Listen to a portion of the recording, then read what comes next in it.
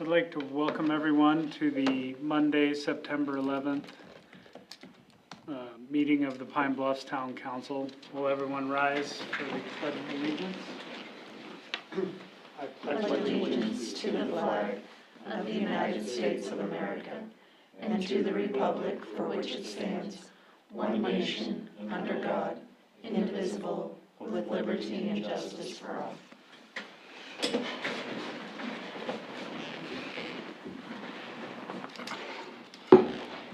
First item is the agenda. I move to approve the agenda as presented. I'll second it. Moved and seconded to approve the agenda as presented. Any discussion? All those in favor? Aye. Those opposed? Motion carries. Next item is the consent agenda. I move to approve the consent agenda as presented. I'll second it.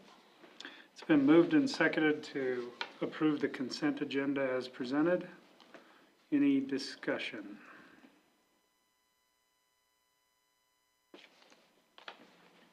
Hearing none. All those in favor? Aye. Those opposed? Motion carries. On to new business. Item number 1 under new business is discussion of ordinance 2017-04. An ordinance amending Chapter 6 of the Code of Ordinances of the Town of Pine Bluffs, Wyoming, defining and regulating parking of recreational vehicles and providing for an effective date.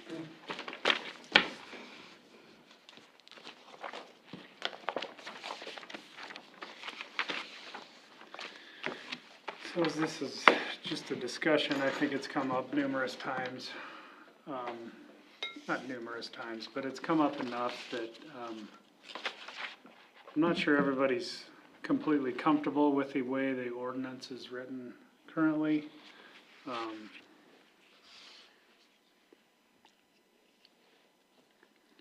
think we have difficulty in enforcing it on a regular basis and with consistency. And so maybe we review the ordinance and see whether changes are in order, or if there are ideas on how we might improve our consistency in the application of this ordinance. So, I guess that's where we're kicking it off. If somebody would like to. I guess one of the things that stood out to me was the 72-hour time limit to get your camper either loaded or unloaded. I know it doesn't affect me, but I know oftentimes if we're going to go camping, I'll go get my motorhome, and my wife will want it parked in front of the house all week so that she can remove stuff, add and remove and get it ready to go and all. And I found 72 hours seems mighty restrictive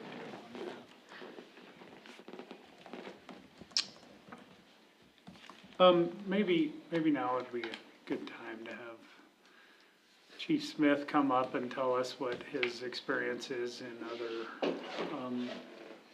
municipalities and give us your 2 cents. We went through this, kind of this exact same thing in Sydney. What Sydney did was create a time frame, and I actually have this for you as well. The top one is Sydney PD's, or Sydney City's codified ordinance on the parking of recreational vehicles. And then the next sheet is something I found from Torrington, and it kind of lists some different things that I would like to see as well that would help enforce the actual ordinance. So there's some wording wise. But the April 15 gives people plenty of time to get the campers kind of up and getting going. And then through October 5th, it gets people through Labor Day and into October where they can find arrangements to get them off the road. Then after that, they just need to be off the road, period. Can't park them on the city streets, have to be off in the driveway or somewhere just off the road. The streets are a lot wider here, so I do understand that. This part of the problem where Sydney was finding was during the wintertime, it was hard to get streets clear for snow and stuff because streets are so narrow there, in some spots especially, that having those big campers in the way was a major problem. I think as far as, we're looking at it, the slides, and this isn't in this part of the ordinance, so I apologize. But the slides, if it's parked on the road, cannot be out. So that's something that I think needs added to our ordinance. I think if you want to get your camper ready, that's fine, but when you slide out the slide outs, you start getting people going around wide, or it impedes the movement on the sidewalk. And especially this time of year, we got kids going to school, we don't need them going out around a camper, which is, I've been keeping my eye on it, and I don't think it's happening a lot, but it's mainly because the slides are in on some of the campers that I've seen recently. But I think during the summertime, it caused a pretty big issue with having slides out, and points of view from either just driving, coming up to the intersection, or kids just going around because they couldn't go on the sidewalk. So that's kind of my 2 cents of our experience, or my experience, sorry, of kind of dealing with this issue in a similar way. So I have a question. They have this part in here about 37 feet measured at 90 degrees. I would say most of our streets exceed that, which in Sydney would allow for any. I guess what I'm saying, this is a further issue about snow removal, but one of our issues is snow removal for the winter. I feel like this exemption would not help with snow removal. But Sydney bothered to put an exemption on width of street in there.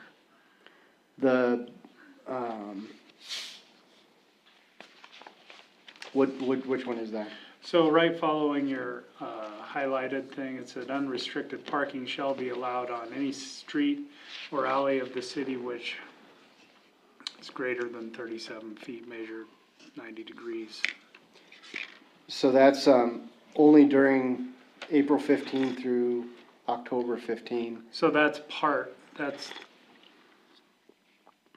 okay. Because there's certain streets in Okay. town that the streets Now are, I get you. the streets are so narrow, that's an we don't extra- allow them, I Okay. could name them, but there's. So that's an extra qualification on the Yeah, time. there's 7 streets Okay. in town that are just way too narrow, they don't allow them makes to park sense. up there anyway. So that's why they had to write that in, otherwise everybody could have done it and congest the road even worse up those areas. If we chose a time frame, this or something similar to this, and kind of followed that train, that line of thinking, we do have people that operate outside of that zone, hunters, for example. So I don't want to make exemptions for everyone, but if it falls outside that time frame, would we be I think, like 24 hours to get your stuff in and out of your camper, 48 hours? I mean, I'm asking, do you think we need to make an exemption for hunting? I saw one, but I didn't print it out. I believe it was Casper. Did an exemption to where you could come, theirs, they have to go to the city council and say, I'm gonna be camping and hosting a bunch of campers for a week. And they would basically apply for a variance through the council, and the council would either approve it or deny it. I would say that would work, or, you could put it in the hands of me, or that you could go to the council, it doesn't matter. But I think as long as there was a variance saying that someone could go and say, hey, we're camping and I'm having my buddies, but I only have a camper, I wouldn't see an issue with that, as long as the slides were not out on the street and weather permitting.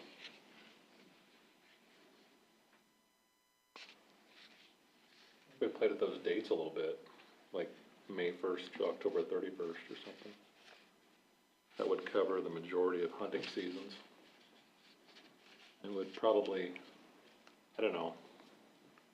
I don't think there's a lot of camping that happens before May 1st.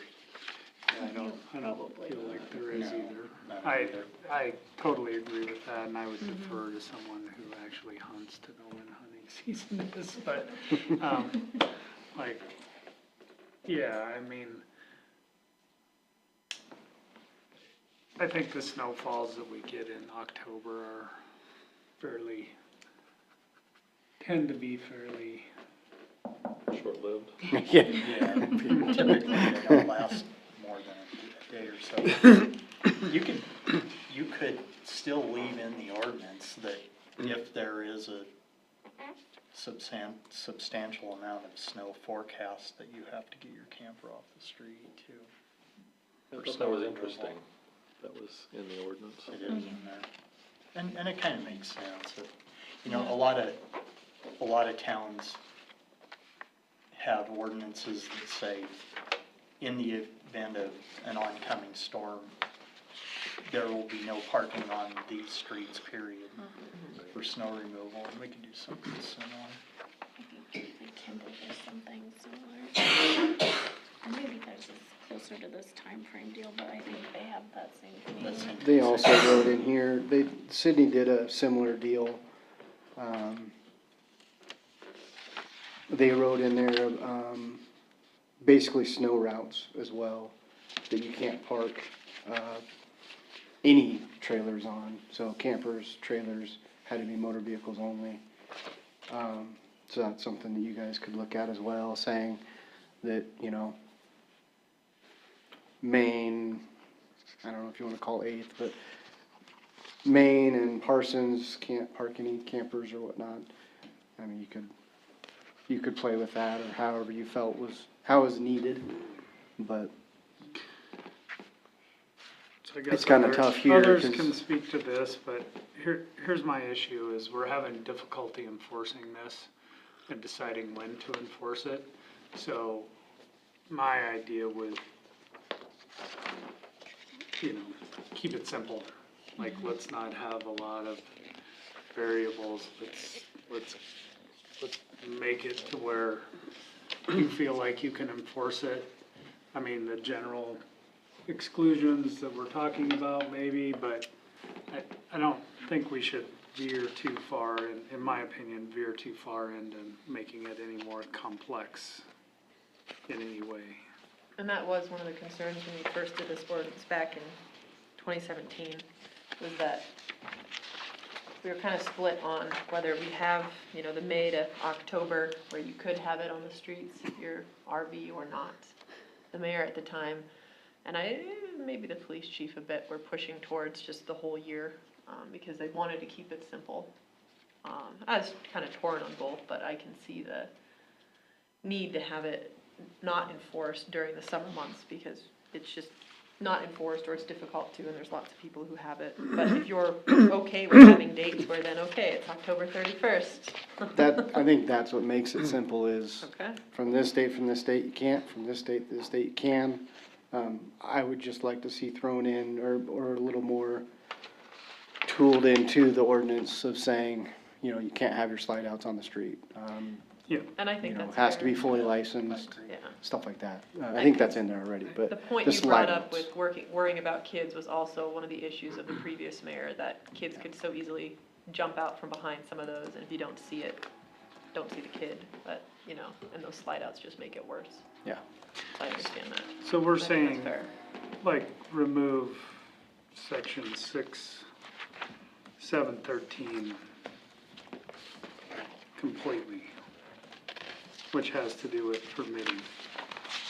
Unless you want the hunter thing in there, then you'd have to. Here's what I feel like is any time of the year outside, whatever dates we pick, 24 hours.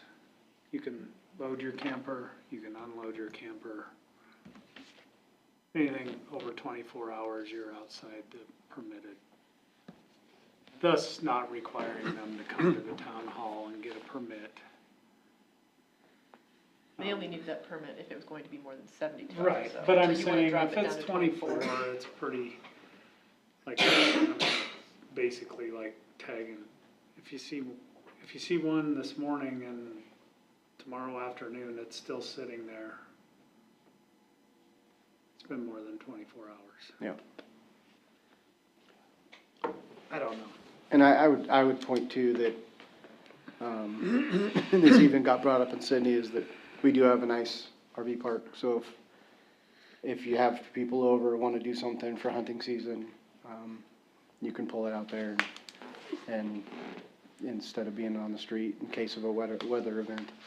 Since I'm not a camper either, like, Same. when you get home from camping, what's your general, like, people with campers like to let them air out in some Probably depends on the environment condition. other than wherever you came from? Like Dennis said, you know, it kinda depends. Some people wanna get theirs unloaded the same day they get home.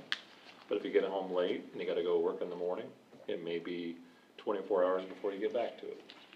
So I think it would be easy to go beyond the 24 hours to unload, especially if you're getting home late on a Sunday and you gotta go to work on Monday. 48 hours? That's better, yeah. Yes. At the risk of oversimplifying this, it seems like what I'm hearing is more concern about the exceptions than the rule.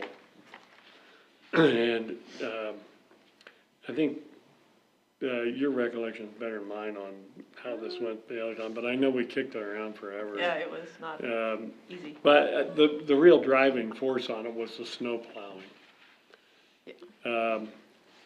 You know, we could, at the risk of oversimplifying it, just, hey, if they're plowing and you're there, you got a ticket. Yeah. That way everybody knows, if it snows, I gotta get this thing out of here. And you're not running around keeping a little notebook of who's been there and how long. And you're not looking at 14 different things to give a permit. Yeah, I'm not fond of the permitting process. Yeah. I think that's just cumbersome. If you're there and we gotta plow, You're saying for anything outside the window of. I'm saying no window. If it snows and you don't move it, you're gonna get a ticket.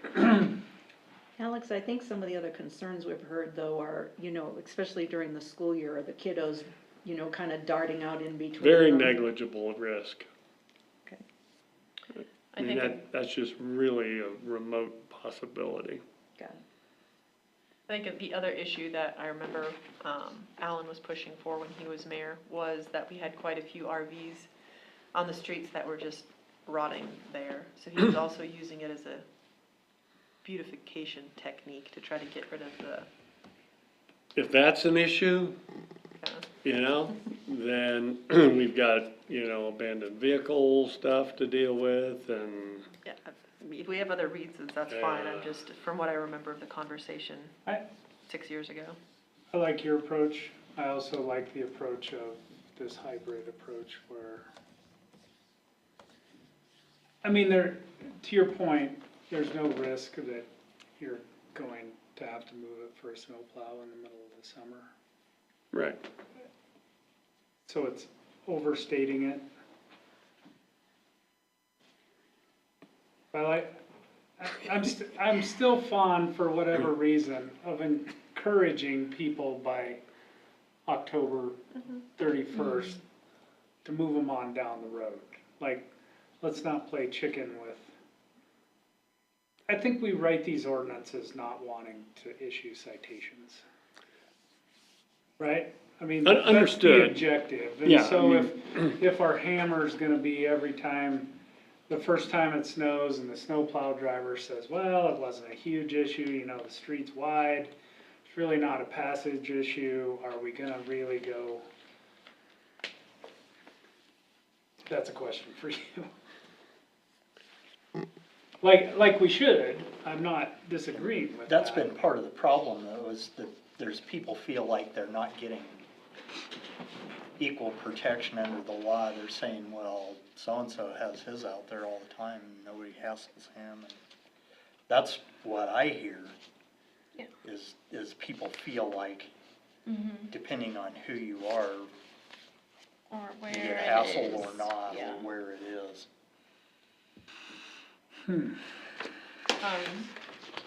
For my 2 cents, we've tried a, just kind of permanent ban with permits already for a few years. Maybe trying the hybrid approach to see how that goes might be better, just to, you can have it from May 1st to October 31st, see how that goes. After that, it's off.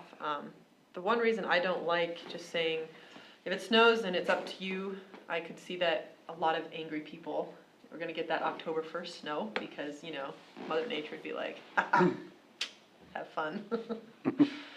And I can see some very unhappy people, well, I didn't know I had to move it, and then getting ticketed and upset. Sure.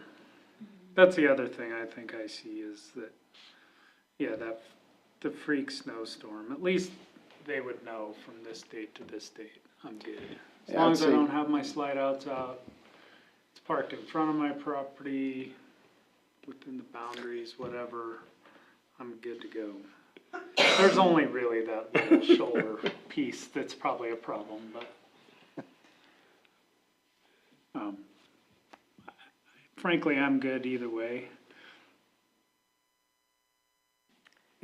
You seem like you don't think it'll be helpful, but I think it would be helpful to have a date range to just encourage people to get them moved on down the road. Well, from the standpoint of, I'm thinking about it from 2 perspectives. And I'm not thinking about it from the perspective that you all have, because you have people to represent. I've got a police force that has to enforce it, and we have to prosecute them. All right? So it's a tough sell to any judge that they had to be out by, October 15th. I mean, it's a law, it's on the books, but it's arbitrary. And so arbitrary things in the law are difficult to get enforcement authority in, and they're also difficult for people to remember. Judgment, in other words, an objective standard, which is, hey, it's snowing, I better move that rig. I mean, that's an objective standard. Everybody in this room can look outside and say it's snowing. When you get into a subjective standard, which is what a given individual thinks about a situation, that's where we have trouble in the court system, and I think law enforcement has to have a lot more discretion and understanding of how they're gonna enforce that. But I think a date is. Oh, yeah, I mean, the date's solid, but who's gonna remember it? Well, you could get, In an RV, you will. I think that's where, that's where I come into play, that's where we came into play in Yeah. Sydney, is that we blasted it on, the town blasted it on their Facebook page, we blasted it on ours, and we made sure that, hey, just remember for 3 weeks straight. In the beginning, when we passed this, or when Sydney passed this, there was a learning curve, and so it wasn't, it wasn't really enforced. We'd go and talk to you, we'd write you a written warning the second time, the third time, the strike is up. And that is what, and we did speak to the judge about that. I'd like to get Judge Moran's opinion of it as well, but as long as we gave them plenty of chances, it stood up to the objective standard, is what he was telling us way back when we went down this road. If you go, and he agreed with you, that when we spoke to him the first time, that if we just go and we just boot them and give them citations and tow their rig just for being in there, October 15th it's done, October 16th it's there, we're giving citations. He said that wouldn't be objective. That'd be too subjective to the rule, or to the ordinance. But if you gave chances, third strike, you're out, that kind of fit plenty of. And it wasn't like, hey, we're gonna give you 15 days. It was, hey, this needs moved tomorrow. And then you go and it's still not moved and you go, okay, here's your written warning, it needs moved, or we're gonna tow it. And the next day it's there. So it wasn't like you're giving them weeks on end, but, if you gave them the chance and you reminded them saying, hey, this is, it's October 15th, it's now the 16th, please move it. And then it kept going on, then, that kind of stood up to that test. Just, I may be missing something here, but is there somewhere in here where it addresses snow removal? Yeah, Talks about the weather 715, section A talks about it. and the tail end of 6/7/13. Yeah. Oh, yeah, the 40%. Well, that says they won't issue a permit. Correct. I did see something in there, when there's a 40% That'll chance of snow or Breaking something. up the place. So I'm gonna test you now, and since you've fully went through our code, section 1-105 is the penalty section. Do you know what that is? Does it just list the generalized bond schedule? I'm not familiar with. Under the current ordinance, what the actual fine is for that? find as provided. It's kind of irrelevant, I was just curious. I didn't look that up. I'll be honest with you. You haven't memorized it. I have not.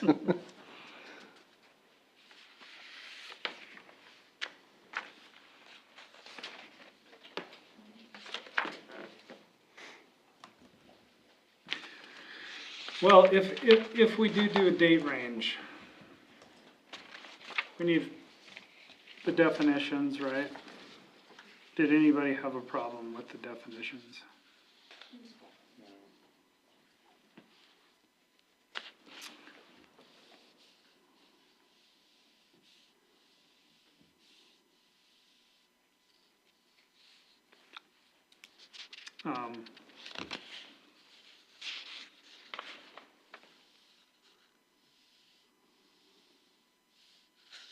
Austin, you mentioned something about, I think there was something in here about it needing to be in good working order.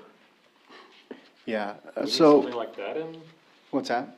do we need something like that in the definitions? So it can't be just something used to store. Or living. Yeah, I think that definitely needs to be in And I would there. say that it needs to be licensed also. Needs to be licensed and usable as a camper, because if you're just having it there to plug up the street for no reason, I don't see a reason it needs to be on the street, period, in my opinion. And I believe that is in Torrington's that I highlighted.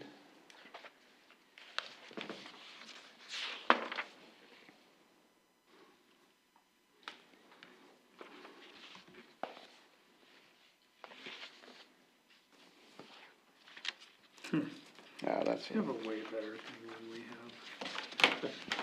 have. And that wasn't your objective, but I would point out their section 5-C where is it?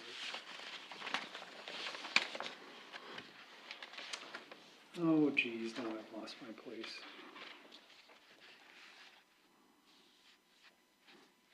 Oh, 5-C.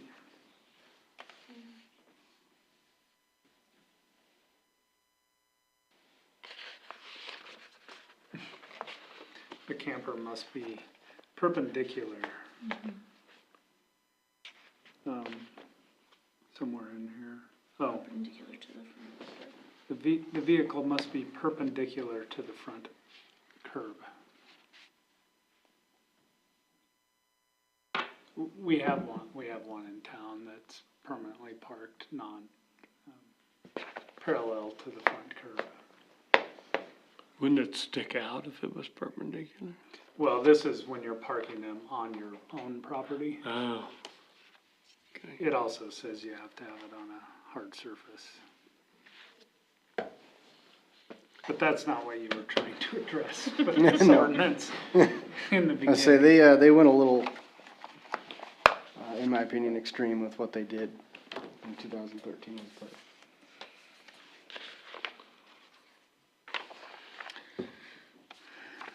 Well, what are the additions? So could we all just agree on something? Like one thing, let's kick it off with one thing. Dates, May 1st to October 31st sounded decent to me. I agree with Yeah, I that. agree with that. That's pretty reasonable. okay. Give me those again. May 1st to October 31st.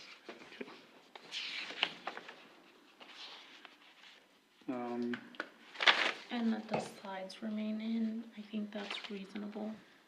Yeah, they went further on this, the slides, they weren't slides, but on theirs, they said the slides, somewhere in here it says, I don't think the slides. recreational vehicles must not overhang or impede crossing sidewalks.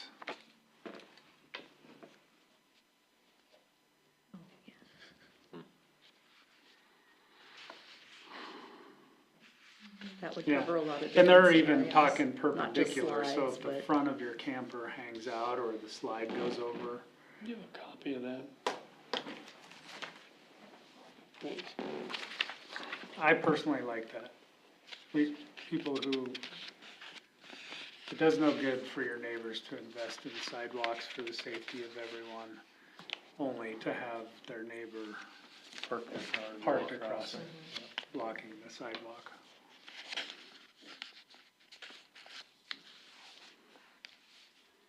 Yes, no? Yes, I agree, yes. So, no slides, No slides, can't impede Or- the sidewalk. I think we don't want slides. Could we say slides? I think they, Slides can only be out for, like, a specific purpose, like loading and test, unloading. testing of equipment or loading, unloading. I mean, that was one of the problems, that your Yeah, specific thing is it Yeah. made it, I think that's why they wrote it how they did, is that sides can't impede that, so you can have your slides out, but pull into your driveway, or, do it somewhere other than the road, or if they are out, make sure that Well, you're it's a doing it really little- quick, and then it's a slide it little back bit in. different because they say can't overhang or impede the side, any part can't impede the sidewalk, but we're also concerned with the street street side side. and how much wider the unit now hangs into the street. There's gotta be some provision to put the slide out for cleaning, loading, Yep. unloading. Yeah, Not everybody's gonna have a driveway to pull into, True. but there could easily be a time limit on that. I would just say slide outs are restricted to times of Actively loading or unloading. actively loading or unloading, which I think covers cleaning. Yeah, Is That that works. too vague? I think you have to, like, I'm sure we can. you like some bit of vagueness to be able to, Yeah, I think that makes it pretty easy to enforce if you word it like that, because, okay, you can see that they're doing something, they're unloading and loading, kind of leave them alone. Now, if it gets to an all-day process where the slides are out and there's kids trying to ride down, then you can address it. But I think that makes it easy to enforce if you state it like that. what else? Keep our current provision.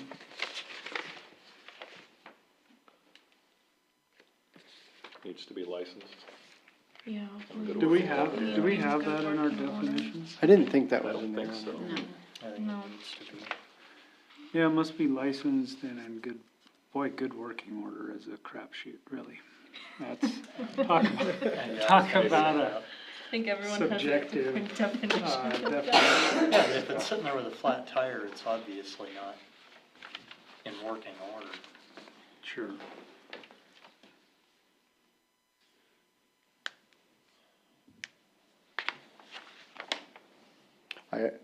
I would agree with motor vehicles in that respect as well. I agree with that.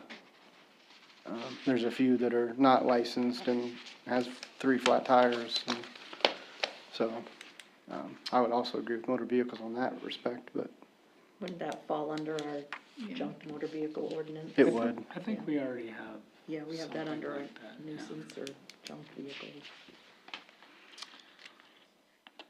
But, So so you wanna what read I'm this trying to back get what at you is if have? I if hope we this have that is for remaining vehicles, small. we You should wanna have it just for read us trailers as back well. what you think I you think heard? Yeah, I hear May 1st, October 31st, it's okay to park, subject to certain conditions. And we've got the one about the slide outs and not blocking sidewalks. I was unclear as to whether or not those applied both on the street and on the individual's property, or just on the street. Well, the impeding the sidewalk is both. So Okay.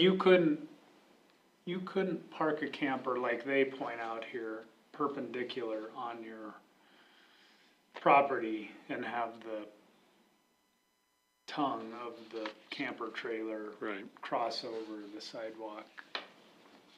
So I don't know if there's a good way to say that. And the slide out is okay if it's actively being loaded or unloaded.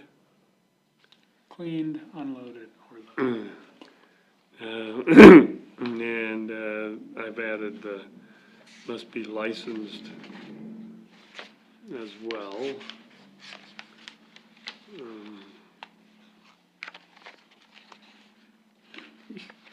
We should make it not subjective. Or, Well, my libertarian side yeah, is really we could having make it, trouble why don't with we just this. say, as What do far, you do as far as whether it's usable, we could, What do you do if you're in a subdivision and the covenants allow a person to have an RV in the subdivision? Are we I gonna don't think override covenants? their rules can't supersede ours, right? We don't Unless have they covenants, do we? exist Do we have already. any cases? We I don't get what have you're any saying. covenants. Right. If they already exist, I don't. Well, I'm thinking more about on the person's property, Oh, you know. I don't think any Some of of us. this stuff applies if it's on the person's property, you know, like the perpendicularity and that kind of thing. And Yeah. what if they have a turnout, so they have it pulled in front of the house? It's not perpendicular, but it's in their driveway. Yeah, I that's mean, why what I are we gonna think, do about that? I think those get tough. I'm not sure we want all of those. I wouldn't get that crazy with it. Yeah, I think just that you don't park any part of your camper across the sidewalk. If you have your camper parked in your yard and your slide outs are out, and it's not affecting the street or sidewalk, Yeah, I don't if see it's why that's wholly our on your business. property, yeah. it's a little hard to tell somebody they can't have their camper parked on their property. Can you have an unlicensed one if it's on your property? I think Yes. you on probably your just property. fall into that same ordinance we were just talking about. Well, so one of the things I think we're talking about here is, and nowhere in here does it mention parking on your property. I think the rule we were going for, if we just say campers parked may not impede the sidewalk, or whatever we say, may not cross over, parked campers may not do that. That's the only, do you think people can infer, well, that doesn't count when the bulk of my camper is on my own property? I don't know.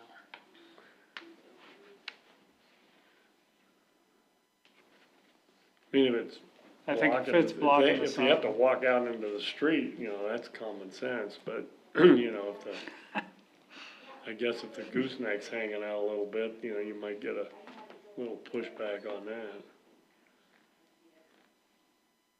I can tell you any of the issues we have around, I don't know that I've seen one that just barely misses this definition. They're all either decidedly in violation or Yeah. not. I think But I've I got don't enough know to take a crack at it. Sure. Yeah, you know, you could, I'll put a bunch of them in, you can check the box, and check, There you go. what you want.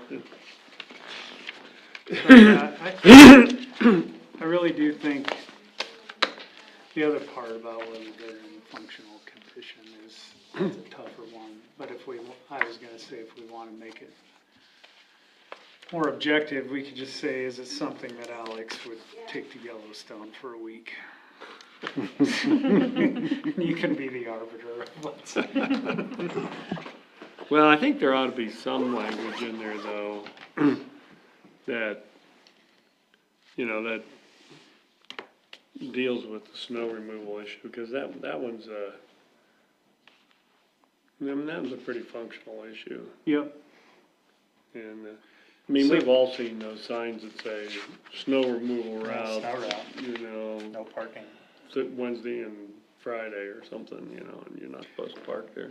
So that,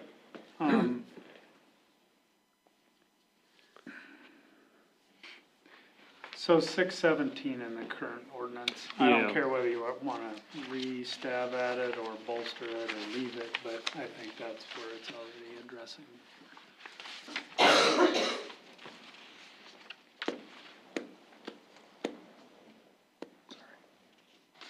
So there was 6 what? 15. Oh, What did 15. I I thought you say? said 17, and I was I'm like, wait a pretty minute, sure we I- stopped. I'm pretty Okay. sure I did, Okay. so yeah, my bad. Yeah. Yeah.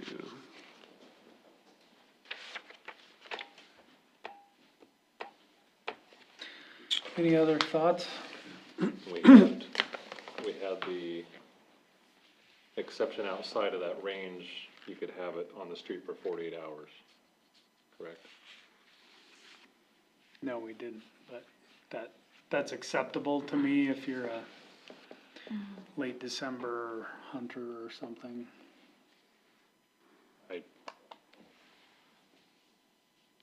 I don't think it's a huge issue, but, we've talked about, no matter what we put that date range, you're gonna have somebody who falls outside of it one way or the other. And as it stands now, they'd be in violation of the new ordinance, or the proposed ordinance. At least that gives them I'm some not time. fond of permits, but do you think, I guess this is for you, Alex, do you think that, does it need a section? Is it understood, or does it need a section that says any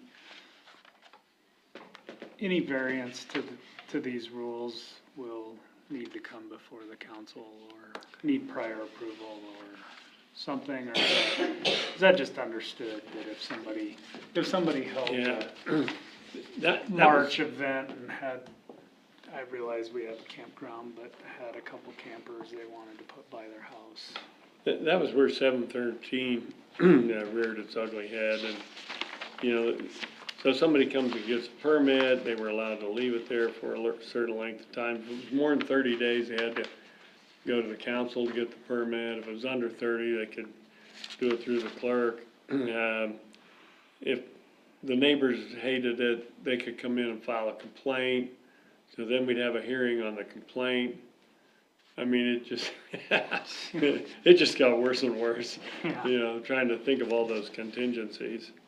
Not to throw Austin under the bus, but couldn't you just put wording in there that left it at his discretion if it was outside those dates? I mean, he's the one enforcing it, and he's the one who's, I think that'll cut through the red tape of having to come in, file everything with them, and then everyone's coming to us anyway Yeah. to deal with the complaints. If someone comes and says, I'm a hunter and I'm gonna have a couple guys over and I don't have a driveway, so I'm gonna park in the road, I can look at where they wanna park it, I can talk to neighbors, and we can settle it that way, there is no complaints. And if it's too much of an issue, then we address it. They're going to come to us and we're gonna defer to him anyways, so if it takes us out as the middleman, whether it's between you guys and them, or us and them, I mean, they might as well go directly to him if he's enforcing it, if they wanna do Well- it, then he has.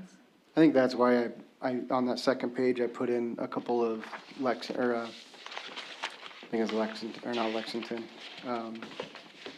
Torrington. Torrington's rules on that actual issue.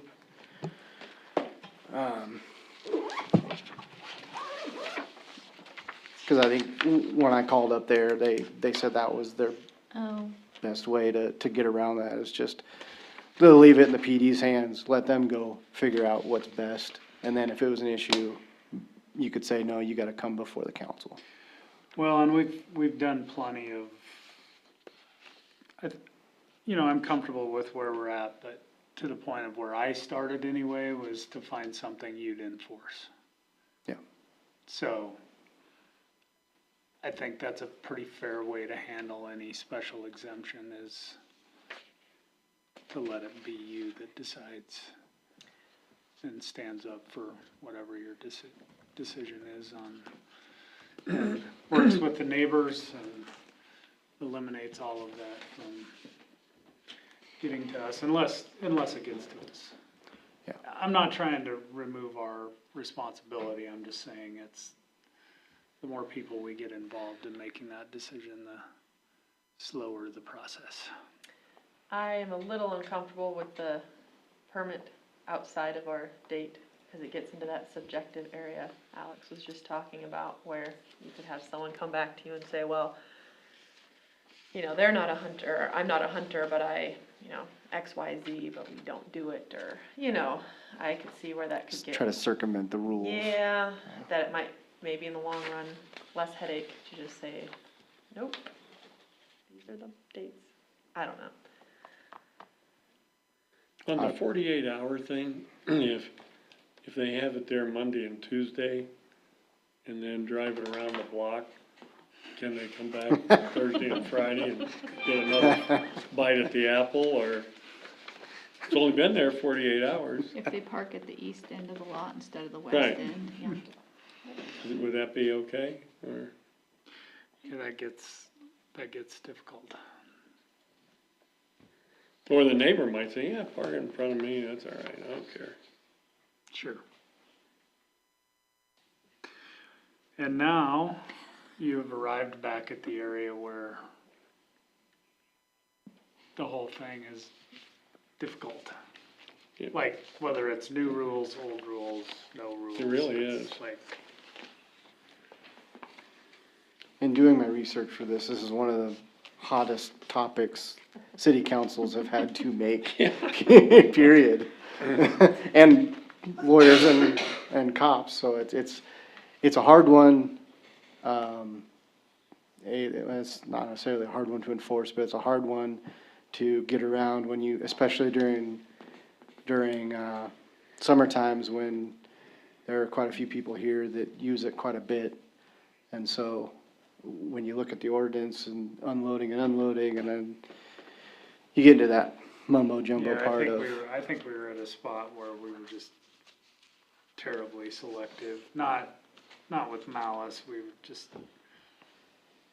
were only trying to enforce it when somebody complained, which is no reason to have it's not an effective way to manage an ordinance.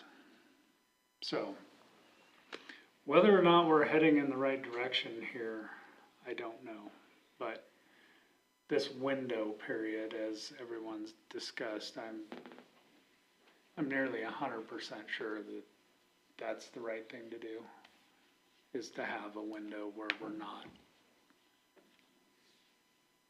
subjectively enforcing rules in one area and not another. But that's my 2 cents. Well, compared to what we have now, it's pretty generous. Yeah. Yeah, Sure. I think it's a really good place to start. Go ahead. My name is Stanley Graham-Wolf. I'm a traveler for many, many years, since the 70s. And I just moved here in Wyoming, but I like Wyoming because I've traveled this country millions of miles, hundreds of counties, participated in any and all issues. Wyoming is a good state. It's a state for the people to be here. And if they're traveling in a RV or whatever, the families and the people there within need to have the people in their properties or near. And the only thing I believe is to go to the governor of the state of Wyoming and get snow season. I mean, that's a simple issue. And, you know, parking is enforced, whatever. And, you know, you get a sign, because the people that are arriving here, 2/3 of them know that the mountain roads are closed. They read it on their Rand McNally maps, or any and all types of things. So a simple issue, I believe, is the people are traveling to this state. They are here to see Teton and other national parks that's been here for thousands of years in this state of Wyoming, a great state. So what I think is there needs to be, write the governor, tell him you need signs, that this is a snowplow issue. Sure. And write Rand McNally, the map system, you know, whatever it may be. And to, Okay, thank you. thank you. Any other do we feel like we, Yeah, Take a stab at we'll it take a and- stab at it and maybe look at some other ordinances and see what they do and Very that good. kind of thing. sound good? Great. All right. Great. Moving on to item number 2, discussion, Charter Ordinance 1-300, Charter Ordinance for May elections in odd number years.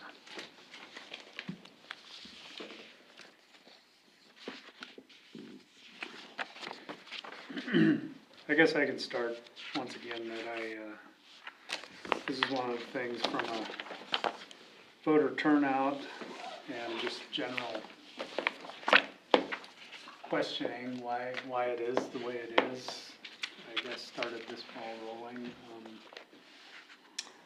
I've yet to hear, I think Jackie did some polling on this issue around the state with other typically similar sized communities that have the same rules. The answer most given is because that's the way it's always been. So we're really unsure of any historical reason that, and I've had a lot of time to think about it, and I probably am not thinking too far outside the box, but I have literally come up with no good reason that this is the case. And as our 2 new members can attest to, as well as Kim, the difficulty is that your election and your first council meeting occurs so close to the budget cycle or Yeah. during the middle Yeah. of the budget cycle, so you have people voting on the first couple of readings, and then you have a different set of people voting on the 3rd reading, and we're not, you know, and maybe everyone felt completely up to speed, but certainly that doesn't seem quite right to me. So that's where we started. I don't know if you have anything to add, Kim. No, I just also think, aside from voter turnout, is that in the essence of transparency, going along with the system that the county uses, not only would you have more people showing up to a November election because they're there voting for other things anyway, but you have the electronic ballot system that is a very secure system, and it eliminates any human error in manually tabulating and counting. I would agree with that. Yeah, Yeah. me too. I looked through some other charters today where I think that's just their section, like the city of Cheyenne just refers to the part of state statute that they say they have adopted whatever the current election code is for municipalities. There was, I think Lander does the same thing. I don't, when you look at it, it's not much different than what we're doing other than these. So I think the main reason why we have this here is before we go through the exercise of writing a repeal to the charter ordinance, is to make sure that everybody is in agreement that we move to a November election cycle. That, of course, would cut one term a little bit short, and that would be the mayor and Councilmember Litsa and Councilmember Kestner's term by 6 months. So I don't know if that needs to be entertained in when we make the repeal. That's the big question. Do you prolong a term, or terms, or do you cut them short? Sure. Well, Normally, you serve until your successor is elected and qualified, so that would cut them short. yes. Yeah, that would be, well, I think just as the general electorate, I mean, shorter would be better. Extending someone's term, Looks Looks suspicious. kind of like we were doing Yeah. something You're that cheating. we weren't intending to do. I'm curious on this, just as a side note to this, what happened in 1976? There was some substantial change that made them rewrite this, because this is not an old, they revamped it. Either they went from a different number of council members or something. Yeah, it's almost like they went from 3 to 5 or something. It's kind of irrelevant, other than I Right. just, Maybe it had to do with like corruption and trying to keep the budget, like you had new eyes on it kind of thing. And people who weren't invested, trying to get it passed through. That's the only thing I could think of. well, it almost reads like there was 2 council members and a mayor before that, but I have a hard time That's believing it almost was how that that small, reads to but. me too, It but sounds crazy, but maybe.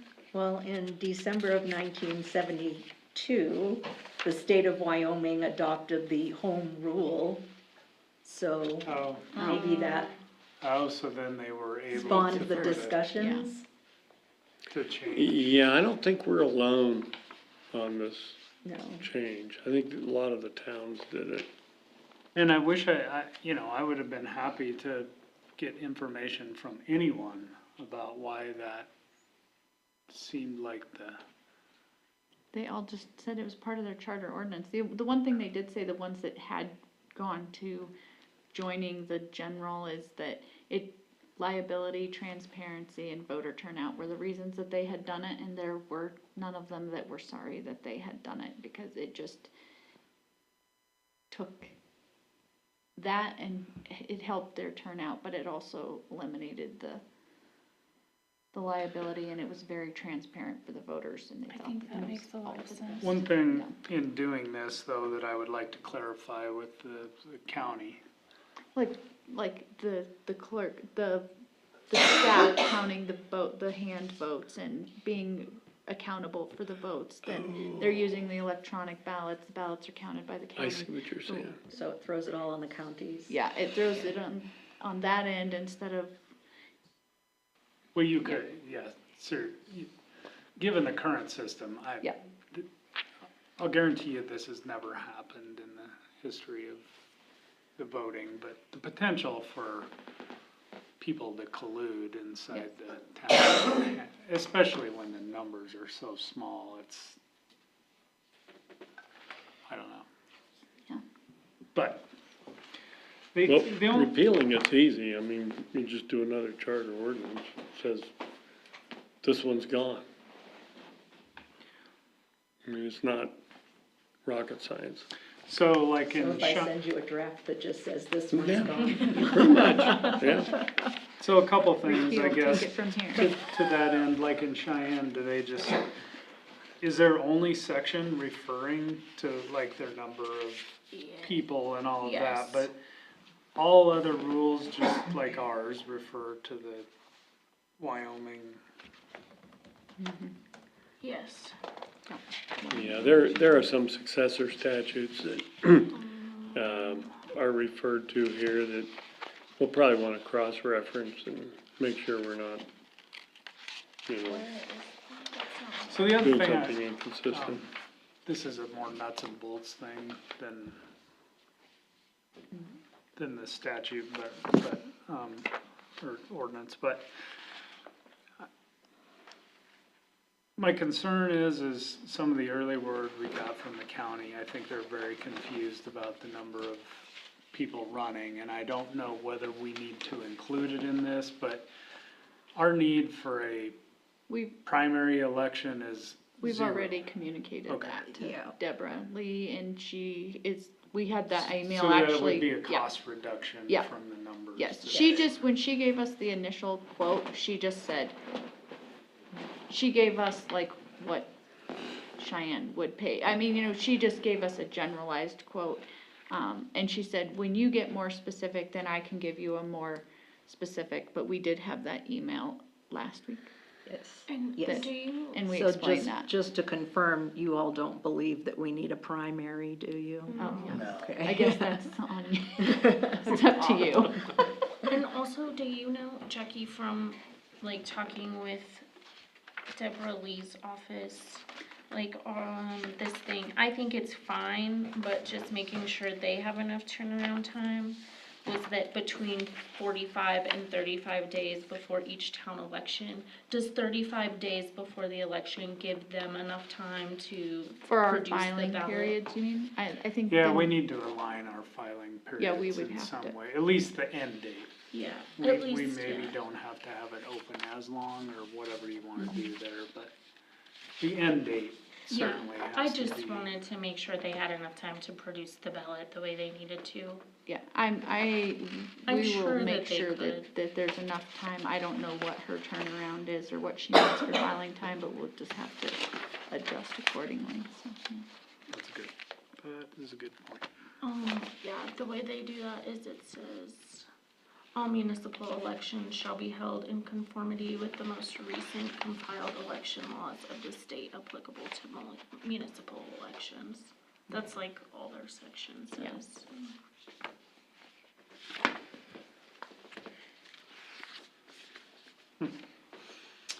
Any other, so we're in agreement to move forward? Yeah. Yes, we are. Please. All right, any other discussion about this? Just one question. You wanna stick to the state election code on everything, right? Yeah, everything, but where we need to specify the number of, anywhere where we would need to specify the number of elected officials we have and how they cycle. And I don't know, are you saying Cheyenne doesn't even talk about No, that? they do that. That's they just have in a 9. different section. 3 from each ward, and It's then in a different section, Yeah, but, yeah, I It's guess, here in a whole different. we don't one. have Right. wards, but we have typically staggered the elections. yeah. So we need to continue to outline that. I think it's got some dates for, when people have to file and that kind of stuff. We'd stick to those. So if we basically say what Cheyenne said, that they'll be held in conformity with the most recently compiled election laws of the state, Not what you said. Pretty much. yada, yada. Yeah. Yeah. So would that go in the repeal, or?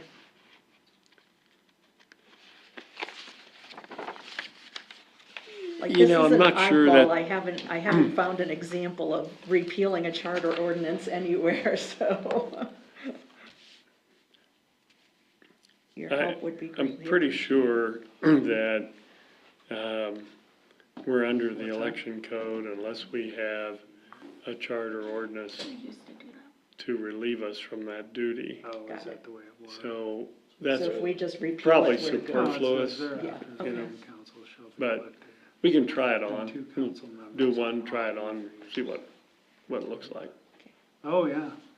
They have an error in here. Well, I don't know whether it's an error. Heck, I'm free to go. Which one was that? It's on the top paragraph of page 2. Where it says, thereafter, a mayor and 2 councilmen shall be elected in May of each odd-numbered years. Which could be construed as the mayor is elected every 2 years.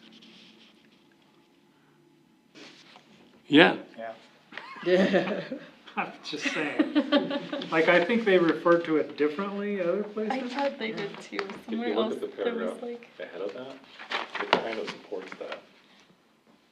I thought there was another one that was strange. Are we, where it- are we working off the wrong charter ordinance?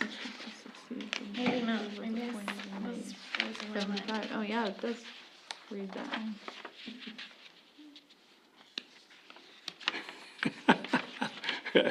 I don't think they intended that. Nice try, Mayor. I'm not the one, but this was Dave. Dave's gunning to be mayor, so. No, I'm not. No one? Like, you could have been mayor 3 months ago. Don't think so.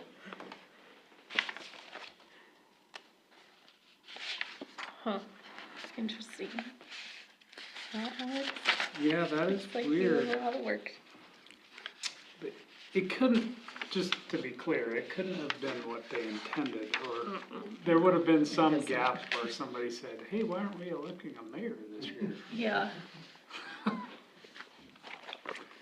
That is strange, but I agree with you, it's. Believe it or not, I was not around doing this at that. You were still in grade school, right? That's right. I thought I saw your initials on this. Thanks a lot, Dave.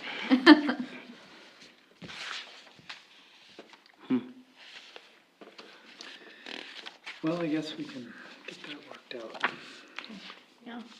Need some clarity in there, yeah. So do you think because we're switching time frames, you'll have to go into this great detail of, like, getting it gussied up the first time, so that these people will be, the people elected in May of 2023 will be elected and will be up for anyway. We're gonna have to think our way through that, but I think they put these sections in there because you had to spell it out the first time. exactly, The first yeah. time. Yeah, But, retiring the system, we can probably put it in place. I have to think about it, but wouldn't they just retire according to the next election I cycle? would say at the end of their term, or yes, during the next Yeah, election, yeah. but everyone would be shortened. It's just a matter of when. Right. mhm. Yeah. Everyone gets a 3.5 year term. That's right, yeah.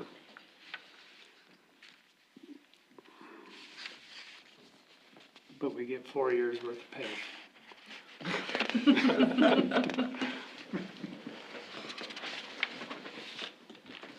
Okay.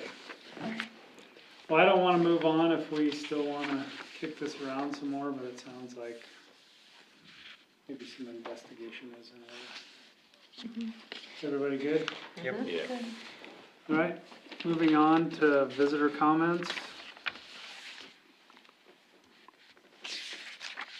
Hearing none, department reports, Jana, None? Dave? So I was able to attend the airport board meeting week before last, and I'll just keep it pretty general.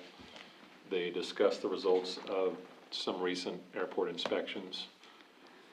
YDOT had inspected the runways and the apron taxiway, and had concluded that the apron and taxiway need to be rebuilt. And there's a certain portion amount of that would fall to the town. I don't know how that works. I assume that'd be something we would have to budget for, so. It should be a very small, It's, like it's not a, like 95-5 match. It isn't, it's a 4% match, but the anticipated costs just for the apron alone are well over $1 million. That was the initial estimate. However, when we talked to the FAA folks and YDOT folks a little bit more, you know, they were making that estimate based on a standard runway with heavy aircraft, and considering most of our aircraft, or all of them, are less than 12,000 pounds, then we would have a different asphalt standard. So we estimate that that cost will be much lower. Unfortunately, when you're talking about a mill and fill for the runway, or I'm sorry, the taxiway and the apron, it's still gonna be a little bit costly. And so we will be going to YDOT Aeronautics to request that they cover a larger share, because not just us, but most small municipal airports cannot cover such a large percentage, or it's a small percentage, but of such a large dollar project. yeah. Are they wanting us to extend the taxiway to the end of the runway so that we're not back taxiing down the runway? They did not mention They that. didn't? I don't think they have. I don't know I if did not they, hear yeah, Okay. they I didn't was mention wondering, that. because I knew at one point that did come. FAA hates back taxiing on runways. They should, And I thought at They some can point they were gonna check force book. us to, yeah. It makes for an interesting time, though, yeah, turning around in the middle of the yep. I think the FAA had looked at some items as well, some marker lights, a telephone pedestal and clearance, and maybe lessening the slope at the end of the runway by putting some dirt there, so it's not so significant, but seemingly fairly minor issues. And then I think there was, DEQ did a tank inspection, and that went well. Just need to replace some hazmat tank stickers, so that's good. They had discussed the AV fuel contract, hangar leases, and the prospects of getting Jet A fuel storage. But those are just kind of topics for discussion. So can you tell me about the AV fuel contract? Because my understanding is we've been, like, are you familiar with that, Kim?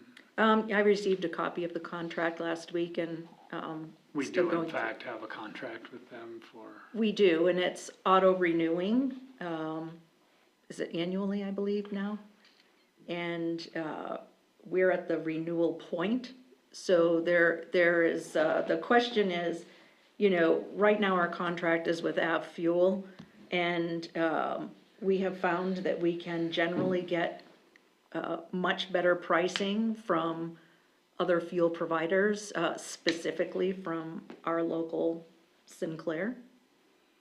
But there is also some, Kevin is looking into, I think, another agreement with, is it Phillips? Yes, I think it was Phillips. and so what are they providing us? Like for our contract, we're supposed to be buying from them. What are they providing to us? I can't remember what the specific terminology was. I think it's 100 low lead. Well, it is Well, 100 yeah, low lead, yeah. but by being under contract with them, they Hmm. have a certain guarantee that goes along with that. Like a pricing guarantee? Yeah, no, it's not a pricing guarantee. It's actually, it's not even a guarantee. It's more of a marketing thing. Yeah, That that's what I was certain curious flyers look at it and say, oh, you get your fuel from Half Fuel or from Phillips or from Yeah, I would like wherever. I would like to hear more about what, So it's a pretty lengthy contract. I can make some copies and distribute to everyone so that we can take a look at it and look at what our I'm just options wondering would what we be. would be giving up to go it alone. I mean, we're already publishing our pricing on every major aviation app. Like, Yes. and AvFuel is not doing that on our behalf, like we have to do that ourselves, Correct, yes. if I recollect correctly. So, like, I'm just trying to really understand what they're providing us with being locked into their purchasing fuel through their, Other than just the brand name. yeah. That would matter to me, not at all, Yeah, me neither. I don't think. You said that auto renews, you have to give so much notice. Or Yes. I believe it doesn't give a specific length of time for the notice, it just, will auto-renew, and I believe that auto-renewal is October. But I'll have to double check on that, I might be mistaken.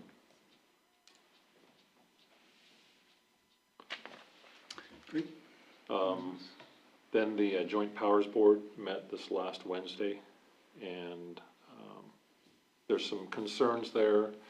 They're seeing some increased cost to operate the historic high school, and they're experiencing some loss of revenue.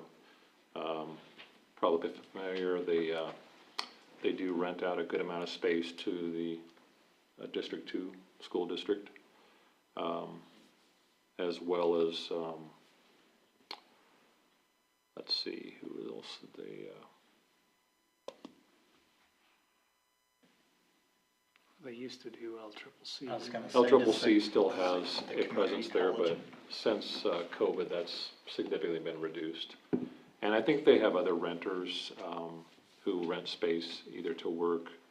I think Tracy Hawes has had a hair boutique in there, and there's a couple of gals who rent a room for online work. But it's not enough to support the expenses of operating you pay the utilities and operate the school. So they're at a bit of a loss to know how to proceed. I did speak with Kim a little bit about that. I wanted to catch up with her and have a lengthy conversation about that, or a more lengthy conversation. She suggested that since the school is part of the National Register of Historic Places, they should qualify for possible assistance from the State Historical Preservation Office.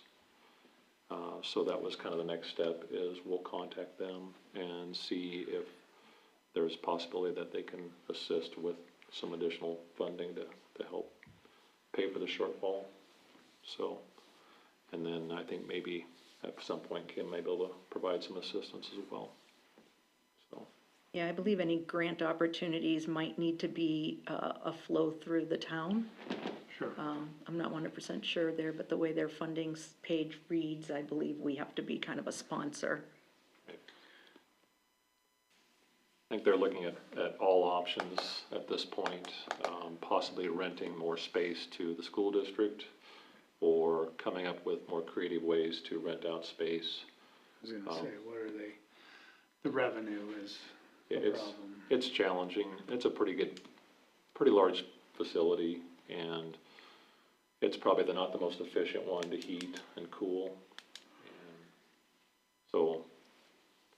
And so, while it's it's a great space, it's not ideal for every occasion, so, you know, looking at ways to market that facility, I think a lot of times people forget it's there and forget that it's available for lease or for daily rental.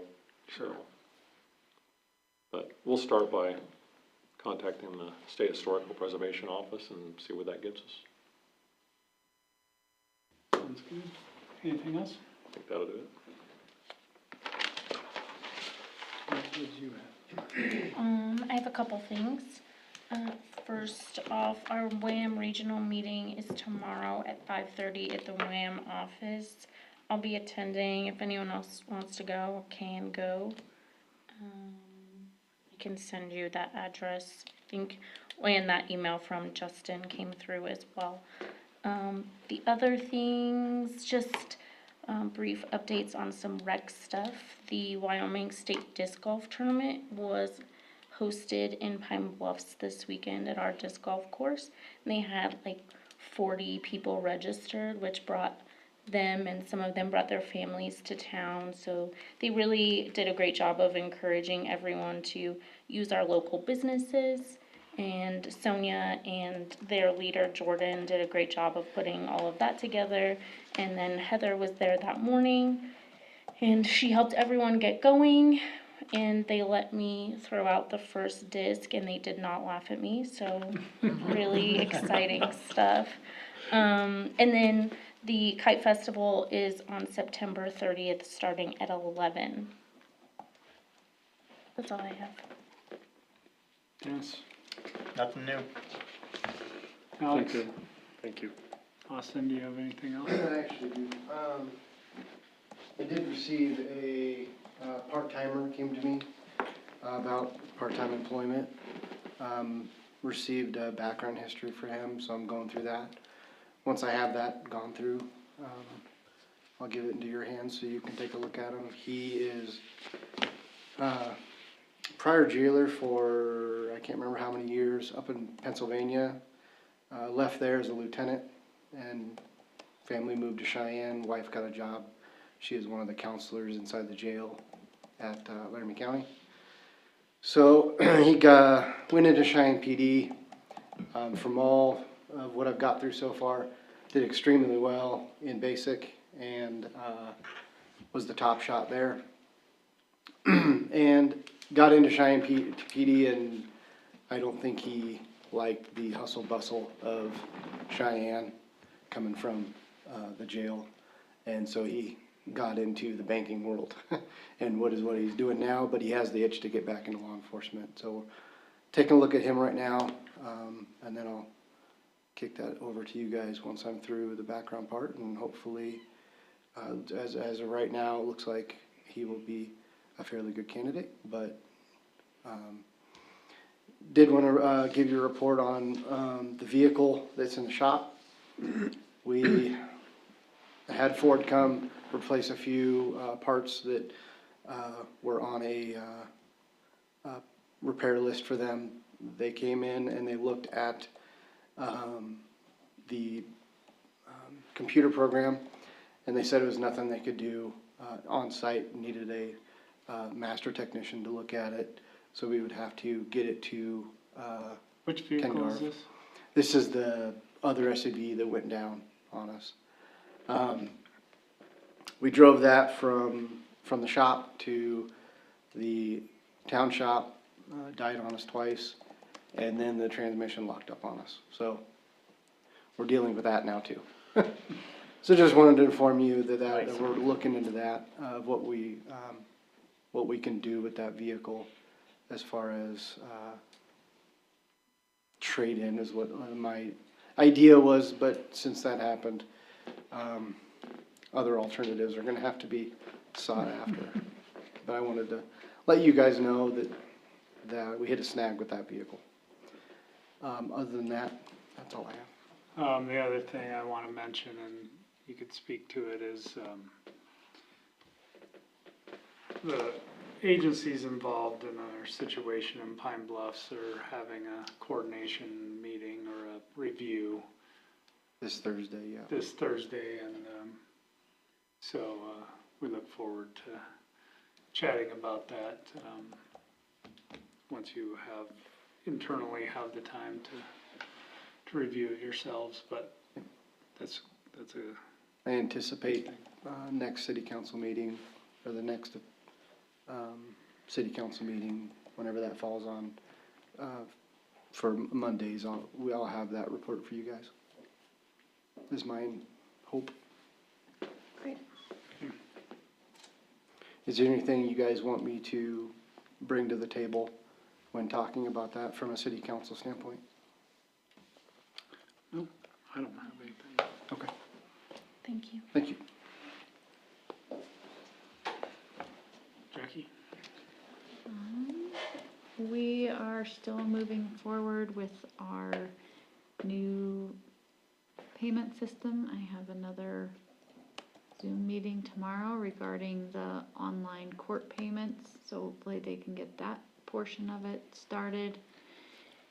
And I think we're still shooting for the end of September, but, we're just waiting on all the things to come together, so, that's where that is at. And, that's it, I think. Okay, thank you. Kim? If you've all checked your email, you've seen I've given you a little homework for the next council meeting, and that is to review our current snow and ice removal plan. And if you have time to review it and give me some input ahead of time, I can incorporate all those comments or on the track changes. If not, then we can discuss it at the next council meeting. Please note that the map is not updated to reflect the comments in the actual plan. Those will be updated once we actually update the plan.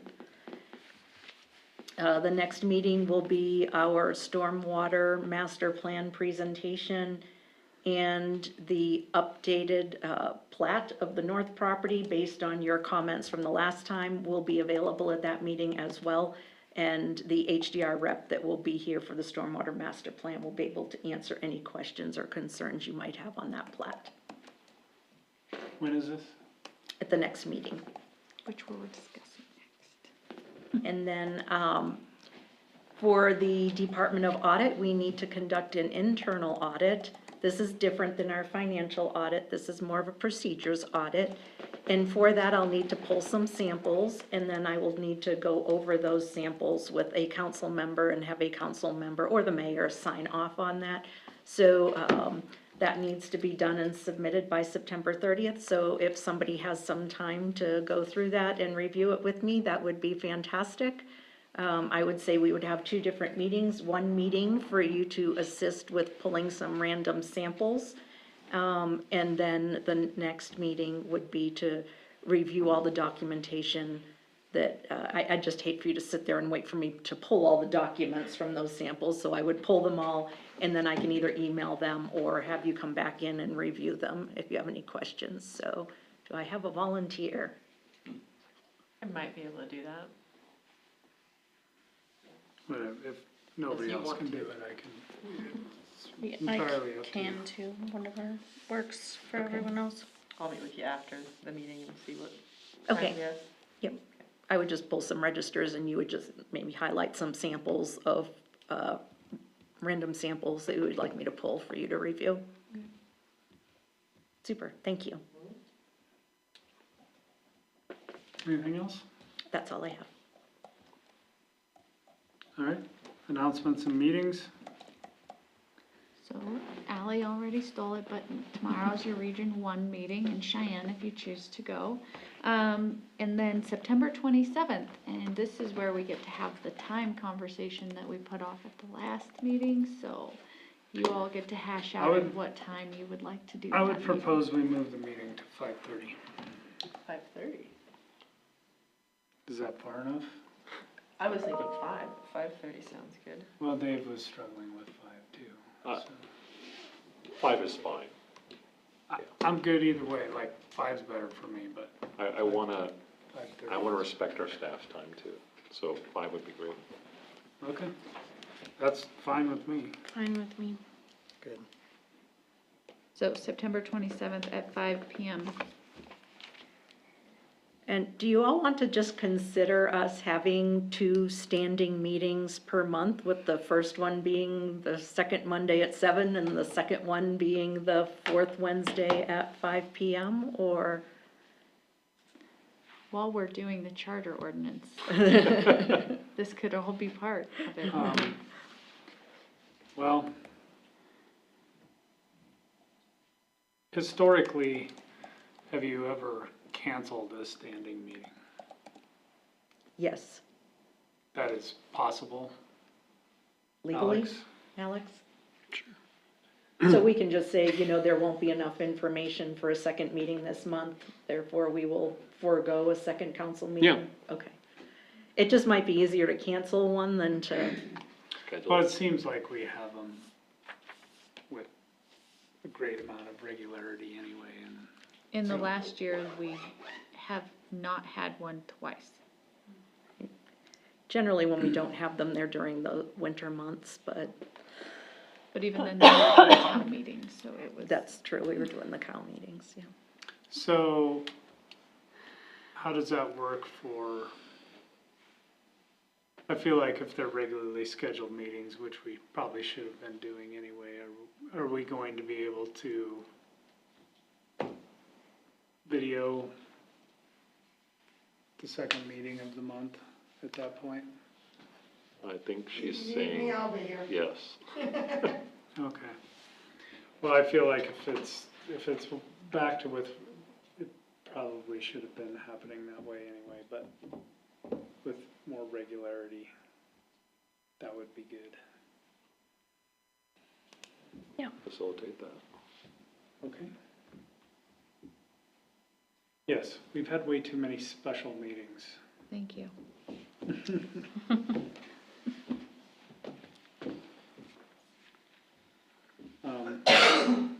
But with more regularity, I will point out, we've had way less, like, boy, in the last year, we've maybe had 1 or 2 email round robins to approve something, which is good.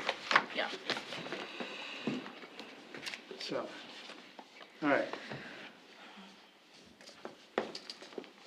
What do we do when it's, I think it was, before you moved to one meeting, it was first and third, right? It was first and third Monday at 7. And so, my curiosity is that never got wonky. Second and fourth, the fourth sometimes gets, why is that? Like, feels like it's, Yeah, it does occasionally. Sometimes they yeah. seem close, but sometimes, and it's only like right now and then they seem to fall really close or something. oh, it had something to do with this moon phase. I'm sure that's what everything's all about. Sure, we'll go with that. Okay, well, that's fine, and when you move to one is when you move to, Correct. okay, And I think the thought process there was trying to get as many invoices into the system as possible. and that's still, I mean, would we like to stay with that? Second and fourth, Yeah. Yeah, I'm good with that. okay.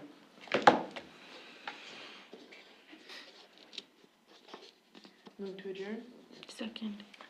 Moved and seconded to adjourn, all those in favor? Aye. Thank you, everyone.